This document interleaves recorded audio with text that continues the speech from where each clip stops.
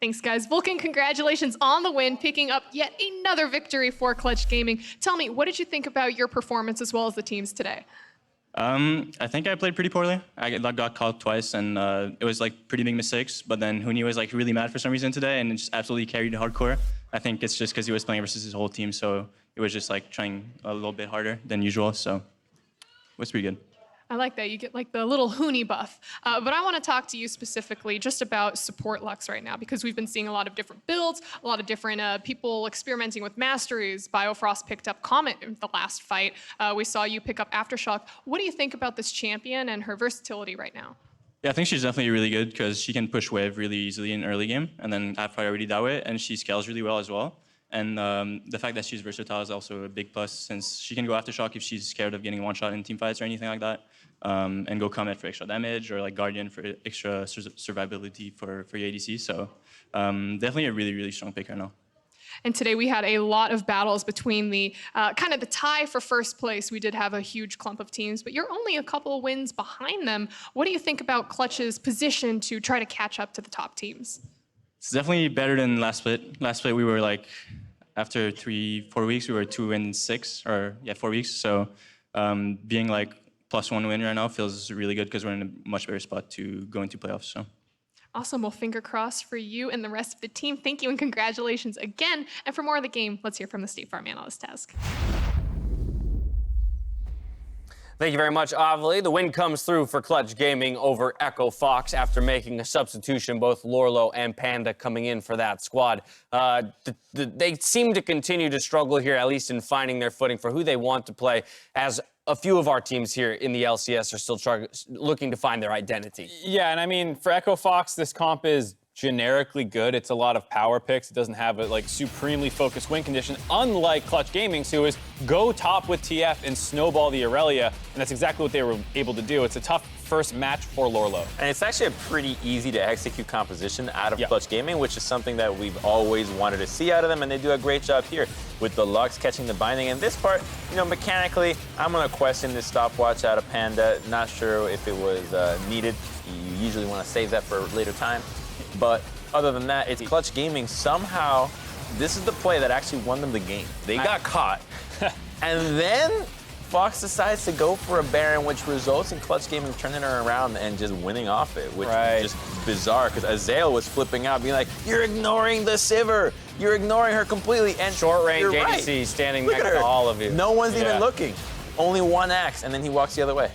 It's also the thing where you can just get the Baron. You can force them to walk into you. Yeah. It's the same thing we talked about earlier in the day. You know, like, I think people are sometimes too eager to turn off in a position where you might not get another look at the Baron. So what's more important, to grab another kill or two, because you're not going to pick them in the mid lane that easily again before you get split pushed down again. I will say, though, as a connoisseur of Baron throws, that was one of them. that was not a Baron start play. That was a full bait. We talk about percentage plays all the time, right? And I'm not going to try and apply a percentage to that, but I think to your point, Mark, at a certain point, teams need to be willing to pull the trigger one way or the other. Again, not waffle between the decisions. We saw the Aatrox peeling off, everyone else well in tow, right? And if maybe everyone had made that turn, Huni would have died off of the Nautilus hook, you know, instantly.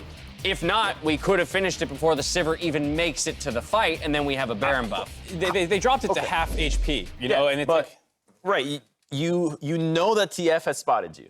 You know that they're coming. You know that Aurelia has got ult. You know that you're in the pit and your tanks are squishy and that Sivir has AoE and you've got no one that can jump her right away and the leader.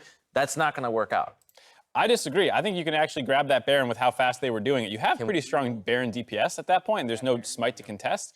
You can send someone out there to try and distract them. You have Pop Blossom, you have Nico tools. I think they have a couple tools to try and force the Baron out, and especially against a split push team, because you heard Azael in the cast kind of freaking out that they were not focusing on split pushing. They kind of were agreeing to these 5v5s. But if they focused on the split push, you don't really have the tools to stop the split push.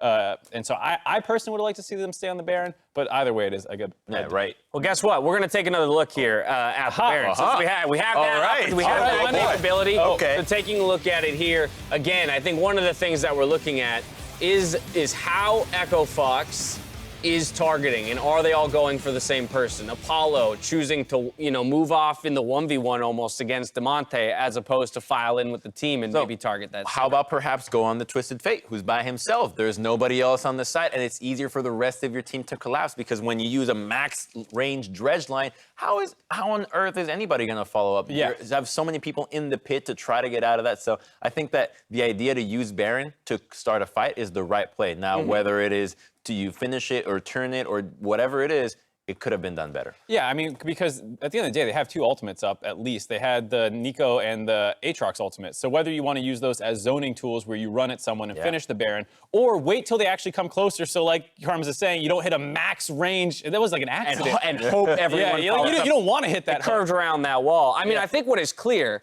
is that Echo Fox understood that was a winning moment, right? The movement to the Baron after those picks in the mid lane showcases, hey, we know we are in the driver's seat in this moment, and that we, 1, either need to take the Baron, or 2, need to turn and fight, right? But, as you move up the standings, you can kind of see that one step further in thinking for every tier up you go, where maybe that's as far as Echo Fox thought, whereas a team like TL would have made the decision on the way over to the Baron about how they would respond to a team looking to defend it. It's true, like the little step ladder of like, all right, once you get the pick, what do you do? Once you are at the pit, what do you do? And there's actually like 20 layers to this entire situation, so.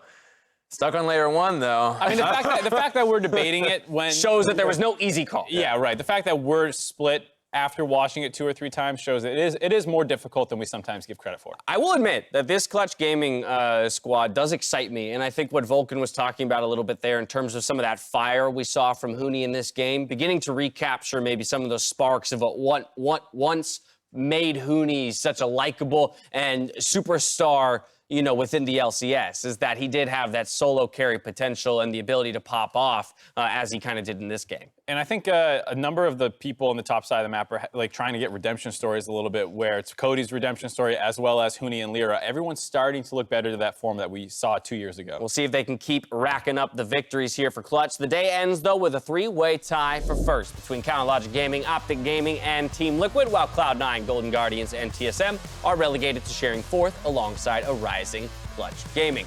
We'll see how y'all fared, though, on the predictions today. Woo! Squeaked by with 3-2 in your predictions. Probably most confident in those 2 middle games after the substitution came through for Optic. I was like, those are locks. The other ones, I was like, oh, maybe Fox has a good moment. Up in the air. Yeah, TL versus Golden Guardians is Black close. Quest always has the opportunity to turn it back on. Team C9, no one saw that. No one. Quite literally no one. If you predicted that, I don't believe that you predicted the only person that was crazy enough to predict that was, I remember last week on Father's Day, where I believe it was Flowers and Ovily's dad. Saw it coming. They're like 100 Thieves. They're on the rise. Oh, my goodness. Either way, it's a very important victory for that squad, especially over a team like Cloud9. Cloud9, we'll see how they recover tomorrow. Sven Skaren in, Blabberstein in, who knows? We'll see who can shake up the standings with our games tomorrow. Things kick off with Cloud9 versus CLG, Golden Guardians versus TSM in Game 4, and then later in the day we have Contracts in Olay, who will compete against one another in LCS Cooldown. Just before the Academy Showcase, Echo Fox Academy versus Clutch Gaming Academy. Taking a look at those matchups tomorrow, which ones jump out to you? First one right away, C9 CLG. Because Cloud9 just dropped that game, I am nowhere near as confident in them to be able to be the strongest team coming into this match, and then CLG continues to surge. They actually have the better record in this one. It's got to be Golden Guardians for TSM for me. Really? I actually think that says a lot more about the strength of some of those teams. I'm pretty confident in C9 later, but they are struggling a little bit right now. Actually, I guess both are pretty equal. Now I'm thinking about it, both have a lot to say about. They're both huge matchups. I wonder for Cloud9 if Sven Skaren comes back in, and for TSM if Grig comes back in. So in both of those matchups, I think they're somewhat roster swap dependent in terms of how confident I am either of those teams will perform. I feel like someone's going to be burned from these predictions tomorrow. Oh, yeah? Well, we got burned today already. 3-2 is not terrible. 3-2, you're still over 500, but you definitely struggled today. Yeah. Well, at least we're beating the AI, right? We're beating StatSpot. I don't think you I don't are. think we are. No, we're tied. You're tied. He's tied. losing. Not too back. Yeah. So you're as good as a computer. That's pretty solid. Pretty great, actually. Well, it depends what you do. Now that I think about it that way. The question is, how do you stack up against Prophet Crumbs? We'll have to wait until the end of the split to find that out. If you need more league action, stay tuned for the LEC rebroadcast, where they had a bunch of back and forth matches, ahead of their trip here for Rift Rivals. But now for myself, the casters, the entire live broadcast crew, thank you for watching. We'll see you tomorrow for more of the LCS. Good night.